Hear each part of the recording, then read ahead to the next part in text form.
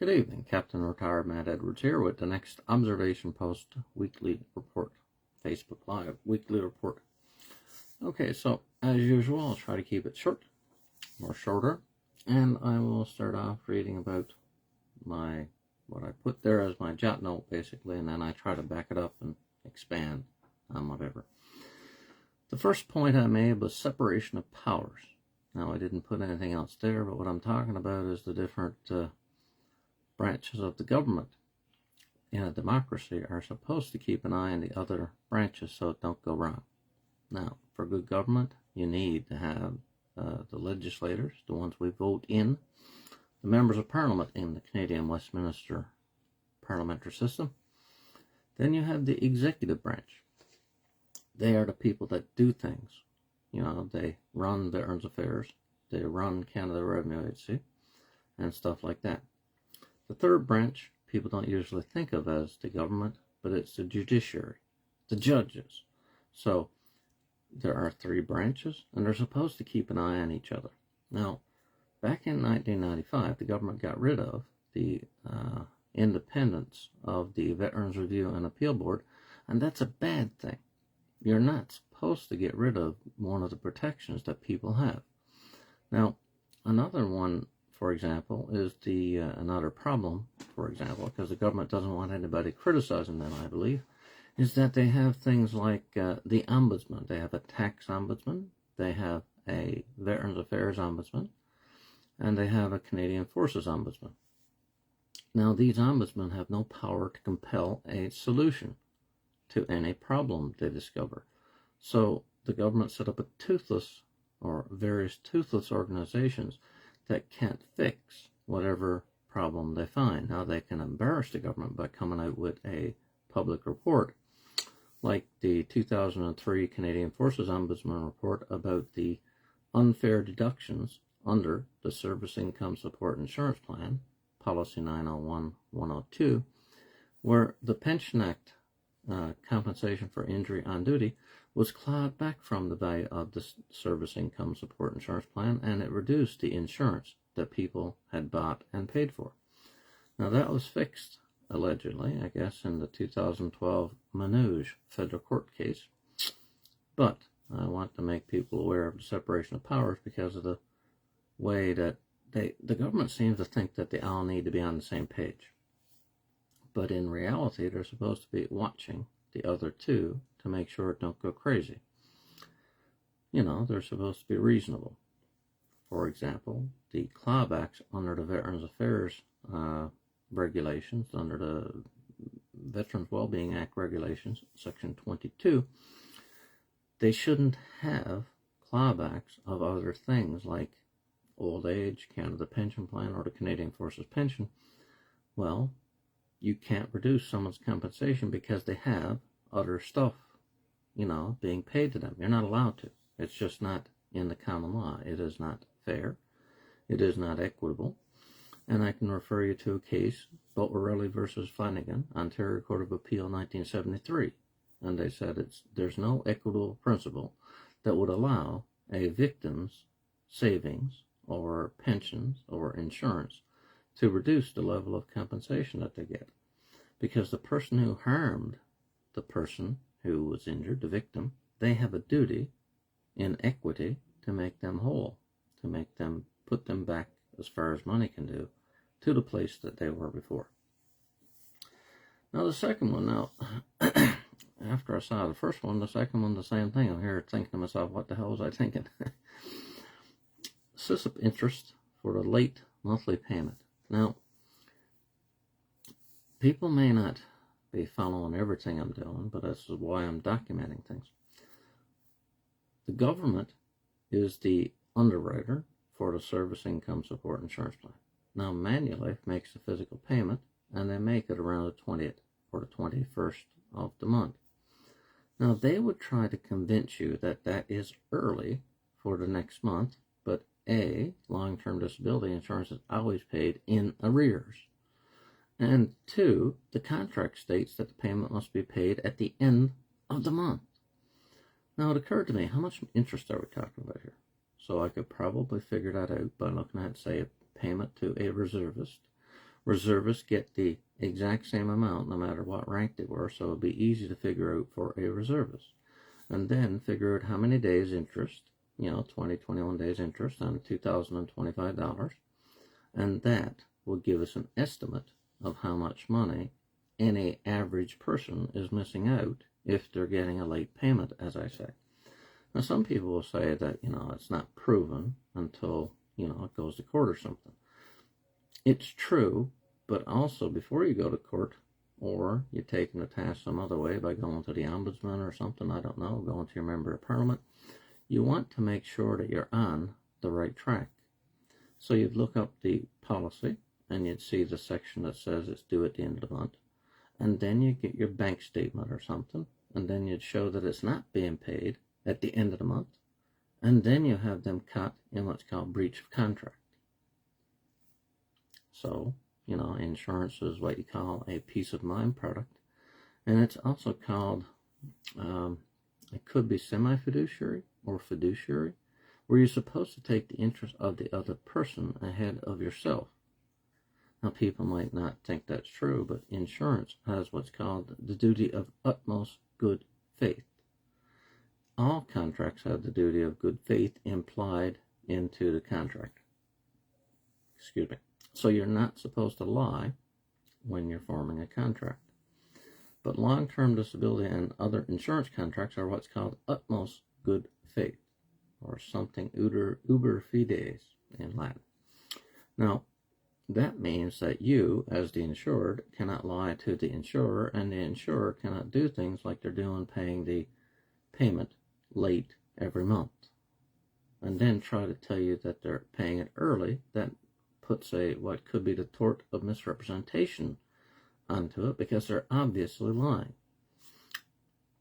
Until they get caught, though, all I'm doing is talking to myself, I guess, and the few people who are watching. Thanks for watching. Now, the third one, Privacy Act, PIPEDA, and SISIP. Now, there's two different federal laws that are supposed to protect privacy. For the federal government, you have the Privacy Act, and that is supposed to protect the people, the citizens of the country, from the government's overwhelming power. Now, if you're dealing with a federally regulated business, it's called PIPEDA. I can't tell you what it means, but that's the acronym, PIPEDA, PIPEDA. Now, on paper, it would appear that the Manulife long-term disability insurance would be covered by PIPEDA because it's a private business, and therefore, the Privacy Act wouldn't apply. But the government cannot contract out of law. The Privacy Act is law that applies to the government. So there are forms that the government sends out through Manulife and says that we're getting these consent forms under the Privacy Act. They don't ask. They don't say that they're getting them under the PIPEDA legislation. They say that they're gathering the consent under the Privacy Act. Now that's important because, well, it proves that they're lying about Manulife's role. Manulife isn't offering something for sale to the soldier. Manulife is only the agent for the government. So the government is what you call the principal, and Manulife acts as its agent. And what you call it in insurance terms is an administrative services only policy. So many employers offer insurance to their employees, but they hire an insurance company to administer for them, but you're not buying an insurance contract from the insurance company. The employer is buying hiring, like an employee, somebody to process this paperwork. So that's another act of, breach of utmost good faith, because the government would tell you that Manulife insures the policy. But Manulife never got sued. It was the government of Canada who got sued in the Dennis Manouche case. It was the government of Canada who got sued in the Kenney Federal Court 2016 case. It was the government of Canada who got sued in the Butte Estate case in 2012 by the RCMP veterans, who were an analog of the Manouche case. So you had RCMP veterans, they have Great West Life as their insurance administrator. Now, of particular note for the RCMP is in 2006 in the fall report, the Auditor General of Canada, they said that we note that the RCMP have been administering their own insurance for the past 40 or 50 years. But the superintendent doesn't think he has the authority to do so. And he's right. See, insurance is provincial. So in a perfect world, the RCMP, the public service, the military would buy an insurance policy from a registered insurance company under provincial law. But that's not what the government does. The government self-insures because it's cheaper. RCMP cruisers, military trucks, tanks, jets, none of those have commercial insurance on them. See? The government self-insures. Now, the fourth point is Canadian Forces members get an annual salary unlike employees. Now, many people might say, well, why are you bringing that up? Isn't that obvious? Well, it's not. I worked at CRA as a tax collector. The official title was Collections Contact Officer. Now, as part of a union, you had a collective agreement contract, and it had definitions of like hourly pay, weekly pay, and monthly pay built into them. Now, in the military, you get paid in accordance with, I think, if I recall, Section 43 of the National Defense Act, or maybe 33, and you have an office of employment, not a contract. You don't have an individual contract. You don't have a collective agreement, which is a group of people that have a similar job description.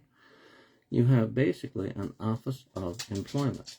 Now, an office of employment is property, not income. So because you own that property, it gives you an income because you served the government from that office of employment.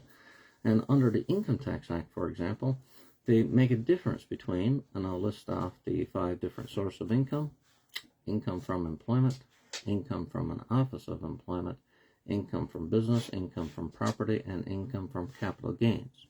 So those are the 5 different sources of income, and income from employment and income from office of employment are 2 separate sources of income. So one, you derive, a contract of employment is not property, right? You don't own it.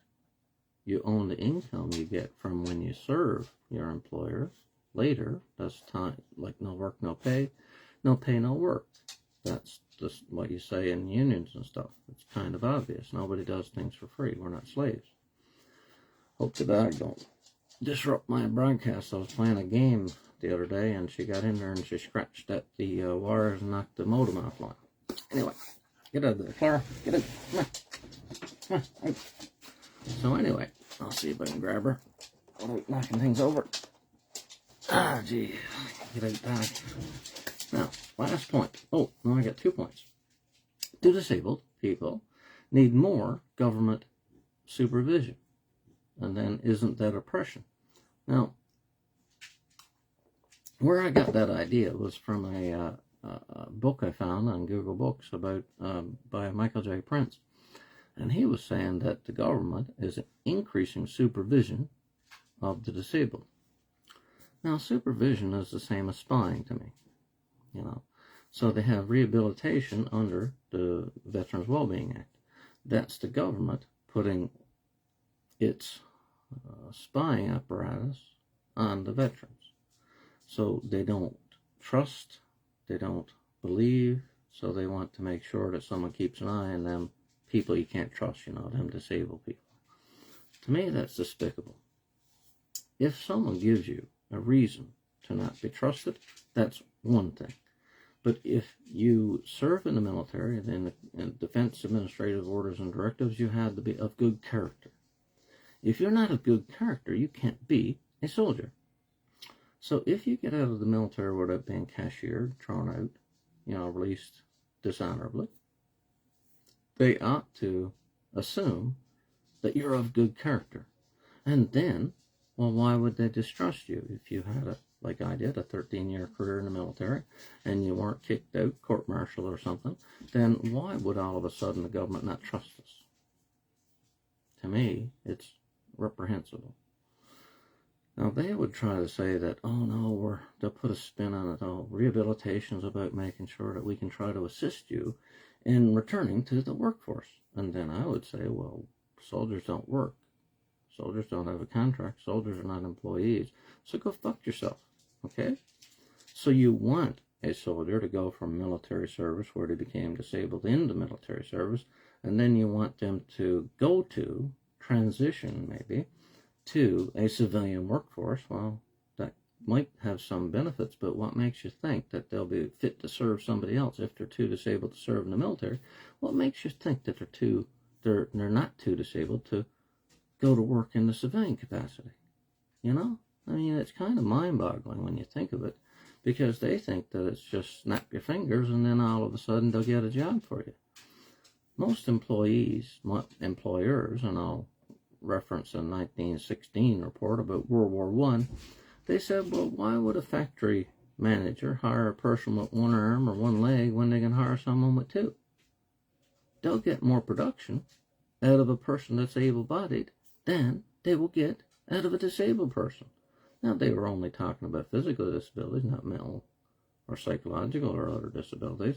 But the point I'm making is that the public are normal. Normal people expect normal things from other people. So, get out of here, Doc. So, anyway, the point I'm trying to make is that they have this spin, this bullshit they put on things, and then they don't tell the public about the 759 veterans who died while in rehabilitation between 2014 and 2018, which I think the government basically killed them with that increased spying I was telling you about. So instead of like under the Pension Act, where you had the veteran who was awarded the pension and that was their compensation for the injury, and they got the payment and nobody questioned their right to get it.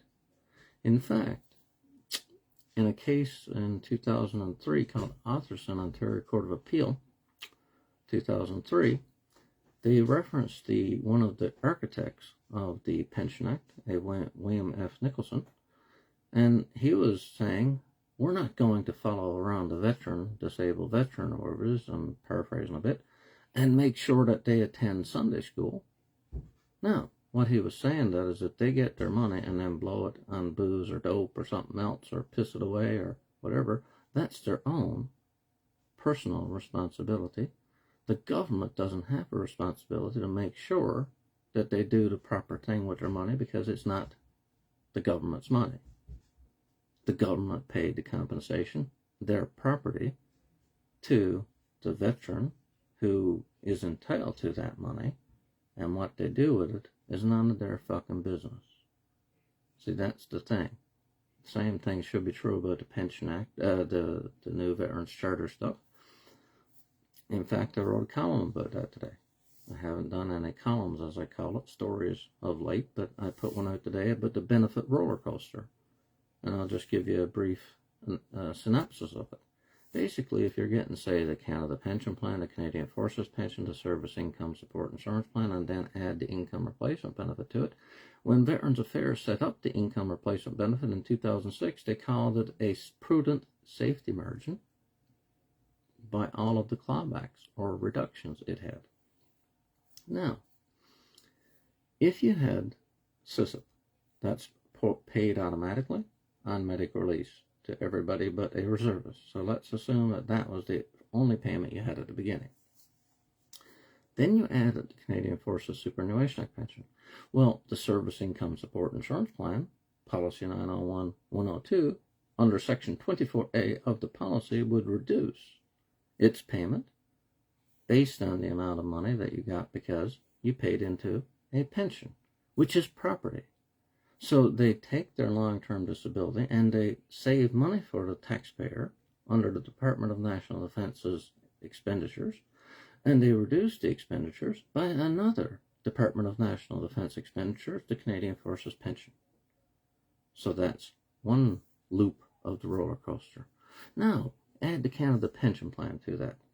Now you have the Canada Pension Plan, which causes the Canadian Forces pension to go down, but that causes the Service Income Support Insurance Plan to go up.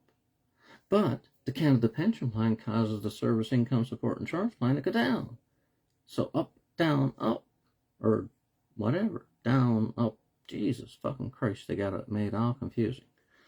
Then you add the income replacement benefit. Since 2006, it was first called the earnings loss benefit, and they put in that system that had a prudent fucking safety margin. Well, first they take into account SISIP, which was already taken into account Canadian Forces Pension Plan and the Canada Pension Plan. Then they take into account the residual Canadian Forces Pension, and they take off the Canada Pension Plan.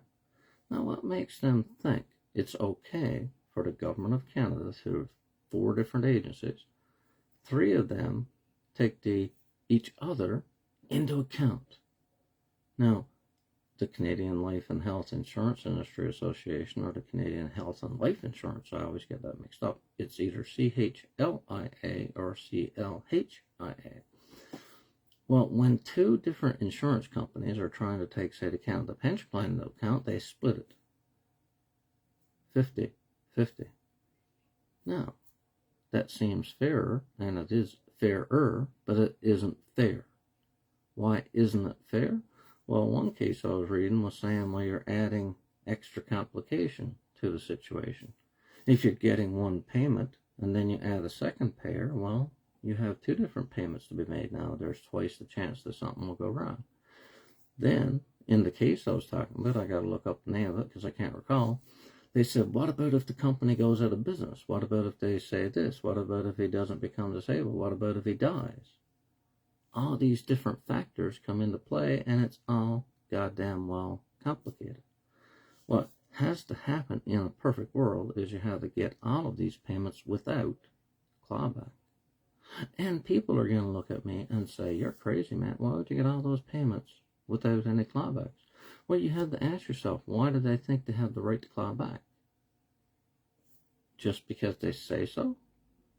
Okay, well, Canadian Forces Superannuation Act, the government put a law in place, Section 83, that says nobody can claw it back. Under the Canada Pension Plan, they put a law in place under Section 65, brackets 1, and they said nobody can claw it back. Under the Veterans Wellbeing Act regulations, Act itself, they put in a law, Section 89, and they said nobody could touch the income replacement on all those payments. Then under the Pension Act, they put a law in place, Section 30, and they said nobody could touch the pension. Now, that brings me back to the Manouche case. The government wrote a law to say that nobody could touch the pension. But then the government wanted to save money under its insurance plan, and it then ignored the law passed by its legislators. And that brings me back to the first point I was talking about, on the government keeping an eye on the government. One branch of the government's not supposed to do that and then get away with it. The other branch is supposed to kick up a stink, the other 2. So you either have the legislators say, hey, listen, we wrote a law that say you can't do that, so stop doing it. Or you have a judge, like it happened in Dennis Manouche's case, that says, excuse me, but you owe these veterans $1.9 billion because since 1976 you have been deducting the value of the Pension Act when you shouldn't have. But it would have been a lot quicker and simpler had the judge ruled in the very beginning that they were breaching Section 30 of the Pension Act. Because they were. That was one of the original allegations put forward by McInnes Cooper, and McInnes Cooper was right. Now, it never made it to trial. The judge never ruled on that situation because they decided by agreement to hear the case as a contract dispute. I would beg to differ. There is no contract. A contract requires some form of negotiation. It might only be walking out the door and not signing it. Many insurance policies are sold based on the premise that it's take it or leave it. You walk in the door of an insurance company, they make their pitch to you. You don't like it, you walk away and don't sign it. Soldiers don't get that opportunity because the government made a law in 1982, and they passed a law to say that the Service Income Support Insurance Plan would be automatically deducted, the premiums, from their pay. Now, that is a violation of freedom to contract. You are not supposed to just impose a contract on someone against their will. Between 1969 and 1982, a soldier, a Canadian Forces member, had a choice. They could choose to buy the policy, or they could say, I don't want that policy. So what makes the government think that it can bring in a whole bunch of premiums and never have to pay because of all the clawbacks they don't have to pay? So all of these years after they forced people to buy into it, they save money because they refuse to pay, you know, as much as they can. I mean, sometimes they pay. I got paid by SISIP between 2013 and 2017, but then they cut me off. Now, normally in Canada, the average person who's disabled only gets insurance for up to 48 months on average. The Service Income Support Insurance Plan, I believe, is about 24 months. I saw a report put out by the Veterans Affairs Internal Audits, they call them. You could go find it on the Veterans Affairs site. And they said, we don't understand why people are still on the rehabilitation program past 24 months. You see, they had bought into the bullshit that was being sold to them by the Department of National Defense Service Income Support Insurance Plan. So they saw what what the Department of National Defense was doing through Manulife, and people were only on the insurance for 24 months. And then they brought in a copy of it called the Earnings Loss Benefit, later named Income Replacement Benefit, and they thought they would have veterans for 24 months. Now that's the difference. You see, Veterans Affairs isn't as heartless. Notice I said isn't as heartless because they're still heartless as Manulife SISIP DND. See? So Manulife SISIP DND throws people off at 24 months, and it's very seldom that people get it past 24 months. But Veterans Affairs, well, they're the government. The government is generally, you know, more easygoing than private industry. Anyway, I'll be talking about that all night if I don't watch it. So my last point, because watching the phone, myself on the phone here, makes my eyes go a bit blurry. Okay, SISIP and ELB/IRB are lumped together or integrated. And then I put some points because I'm a big fan of numbered points. Somehow it seems like it makes things more logical and easier to understand. I said, first of all, the Canada Gazette 2006. Now, what I'm talking about there is in 2006, the government said the purpose of Veterans Affairs Earnings Loss Benefit was to top up SISIP. Now, how are you going to top up a program when both are 75%? What they were basically saying, that is, if you get SISIP, which you bought and paid for with your premiums, you wouldn't get the government insurance, for lack of a better word, because they see these things as being the same thing. They are not the same thing. Service Income Support Insurance Plan is a non-indemnity and contributory insurance policy paid for with your premiums. The Income Replacement Benefit, which was once known as the Earnings Loss Benefit, is possibly, because I'm not exactly sure, compensation for your personal injury in military service, and the premium is your service. So it has no monetary premium, but service has value. So they are similar to workers' compensation. Okay, so the government set up a veterans compensation system. Okay, so they set up a system that soldiers aren't covered under civilian workers' compensation. Never. None. Zero. You cannot, oh, well, I can't help it with my obsessive compulsive personality disorder I got. Reservists can get workers' comp, but I don't agree with it because soldiers are not civilians. So the government, back in 2011, I believe, under Harper's government, Peter MacKay, they brought in, reservists can go get workers' comp.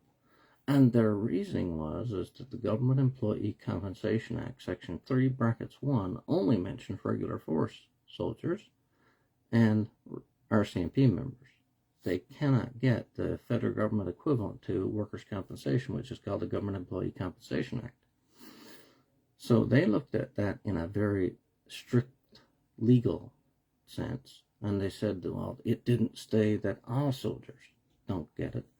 What they should have said is, what is the difference between a reservist and a regular force soldier? It's class of service, but they're still soldiers. So they should have said, what is the spirit and intent of the Government Employee Compensation Act? Well, that is to cover civilians, and that's why they put in the exclusion for RCMP and Canadian Forces members. It's very obvious. Now, number 2, Canada Gazette 2015. Now, in 2015, they brought in a change for the reservist, and they said that we're going to pay one single rate for any injured soldier because it's simply not fair to have two different rates. They had a rate for a regular first soldier who became injured, and they had a rate for a reservist who became injured. And they got rid of it by repealing the New Veterans Charter Regulation Section 19B4 back in 2015. Now that meant that you had to get paid the same. It was based on rank. Now, that didn't sit very well with Manulife and Veterans Affairs, and I sent in a letter to Manulife, and I said, listen, are you guys going to match the Veterans Affairs program? And they said, that's a Veterans Affairs decision, you need to contact them. And then I contacted Veterans Affairs, and I was told, well, you have to contact Manulife because you're not part of our program. So that brings me up to, I hate to always bring myself into it, but I don't mind it because, I mean, I have no choice. Well, if these programs are integrated, like you said, and you're supposed to top up one program with the other, then how come I'm not in both? Because in 2015, they said they were going to top up the reserve force soldier with the extra money, up to 75% of your rank-based pay. Now, I went on Open Line, a local radio broadcast here in Newfoundland about that, and right after the program, a veteran out in Paradise, Newfoundland, gave me a call, and he said, boy, they fixed that for me. They paid me Veterans Affairs earnings loss benefit to bring me up to 75% from the Service Income Support Insurance Plan's fixed rate of 75% of a deemed $2,700. So they did that, but they didn't do it officially. See? So they didn't put out a policy or anything, they just did it. Now, there was a couple of other people, Walter Callahan up in Ontario, he got the fix in a few months after that. And then there was Captain Retired Heather McQuarrie, who had the same problem. They didn't fix it for her, they didn't fix it for me. So they didn't fix it for the two captains, but they fixed it for a sergeant and a lieutenant, second lieutenant. Now, I'm not saying it's based on the rank, but it is coincidental. It is a little suspicious.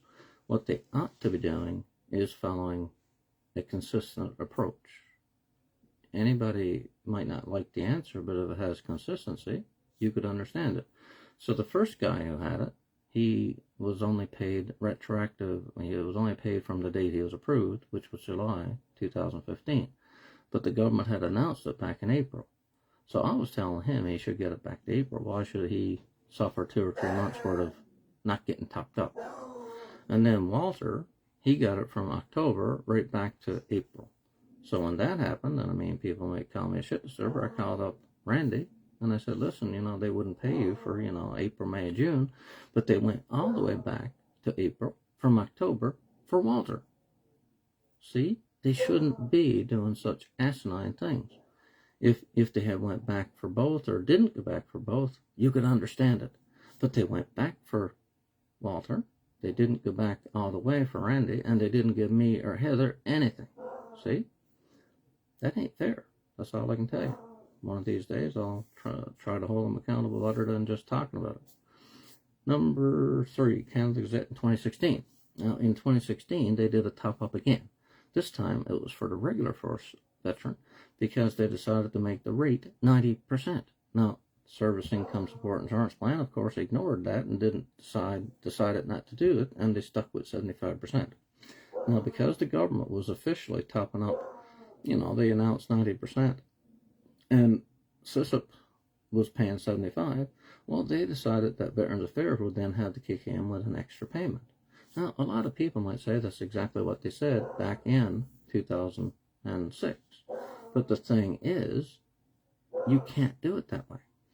Why should the government of Canada get subsidized by the insurance purchased by the soldier? It isn't right. Now, many people would say, well, the soldier don't pay for it all. The government pays for 85% of it, and the soldier only pays for 15%. That's bullshit. Because the soldier, the Canadian Forces member, to be more exact, because it includes sailors and airmen, air people, whatever, whatever. The thing is that the person's service has value. So if the government pays 85% of Manulife and they puts the 15% that they took off the person's check with the 85%, they earned all of it. The money could have been paid simply to the soldier, and then they could have paid Manulife. Now, that would have had an interesting tax implication because it would have been then tax-free. Whenever you buy insurance out of your own pocket, it's always tax-free. So the government's getting away with taxing SISIP because they pretend that they pay 85%. Now, carrying on. Point number 4, approval for one ought to mean approval for the other one, obviously. If they're integrated, these programs, then you can't very well say that you have to make a separate application after you have been accepted to either fucking one. Because if not, you're wasting the public's money and trees, paper. Point number 5, the Auditor General's Fall 2012 report. Now, in the Fall 2012 report of the Auditor General, they criticized the government for duplicating programs. But they aren't really duplicates, see? Veterans Affairs runs a program that's similar to or a replacement for the Pension Act. That's compensation for personal injury in military service. The Department of National Defense operates the Service Income Support Insurance Plan, which is a non-indemnity and contributory insurance. Now, you're probably saying, why is Matt repeating the non-indemnity part? Well, indemnity means to compensate, which means to repay someone for the harm that you caused. If something is non-indemnity, it is not repaying someone for the injury that was caused by somebody else. It is simply being made out of a contract formula. So life and accident disability insurance can never be an indemnity insurance because you have no way to value the loss. You don't know how much the human life is worth, so you can't quantify how much you have to get paid. That's the only reason we have non-indemnity insurance. All other insurances are called indemnity insurance. The vast majority of insurance is indemnity. You had to prove how much you lost to get recompensated, to get repaid for what you actually lost. But if you have life insurance, how much are you worth? If you have disability insurance, how much can you value your ability to work? You can't. There's no known means to quantify those things. Okay, point number 6. Canada Pension Plan Disability Retroactive and Clawbacks must not be duplicated or there's a high risk of lawsuit or legal action. Well, see, this is the thing that they're forgetting about. They probably think if we ever get caught, we just have to pay them people back.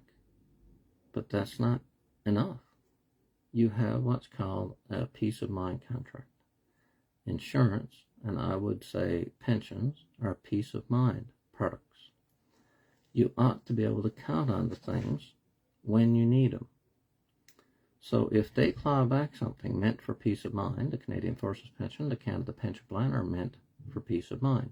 The Service Income Support Insurance Plan is supposed to give you peace of mind. The Income Replacement Benefit is supposed to give you peace of mind. Now they're abusing people by taking all of these peace of mind products and deducting the value of the other fucking peace of mind, so you got no goddamn peace of mind. Now if that goes to a judge and they're sympathetic, you might get 8 or 10 times the amount of money that you actually are owed because they value punitive damages for breach of peace of mind contracts 3-4 times, whatever the judge decides. In the Bryan, Nova Scotia Court of Appeal case, he got $500,000 in punitive damages on $8,000 in taxes. So the government was issuing T4As to the man, and they weren't supposed to, according to the tax court, to the Federal Court of Appeal. Tax Court of Canada agreed, and then they wiped it off his taxes. Then in 2006, the first time they did that was in 2003, and then in 2006 they did it again. That's because the government doesn't like to lose its taxes. I think 88% of the government's revenue comes from personal income taxes. So that's where the government gets its money. So it jealously protects its tax base. But the problem I have is that, okay, the Service Income Support Plan in 2009 paid out $40 million to disabled veterans. Let's assume a 20% tax rate. That's $8 million. That's not much taxes, is it? Now, let's assume that the person has, say, the personal tax credit and the disability tax credit, and you get half of the money that is reduced, that reduces the amount of taxes that you owe. Now, instead of $40 million, you have $20 million across Canada altogether, not one veteran. So now 20% taxes on $20 million is $4 fucking million. The government is screwing over veterans for a fucking paltry, pittance, shitty $4 to $8 million. Now that $4 to $8 million could be useful to the individual who is disabled. But for the government, it's a drop in the fucking bucket. So this is why I'm doing it. It's not about the money. It's about the principles. If anybody deserves, say, tax-free long-term disability, which, by the way, according to a 1997 Hansard report that I obtained through, digging into stuff all the time, 75% of Canadian long-term disability insurance is tax-free. 75% is tax-free, and the 25% that is taxed includes the people defending Canada. Well, I think that's a good point to leave this on. My eyes are going blurry, and thanks for watching. Have a good weekend, and I'll be back next week with another rant, I guess.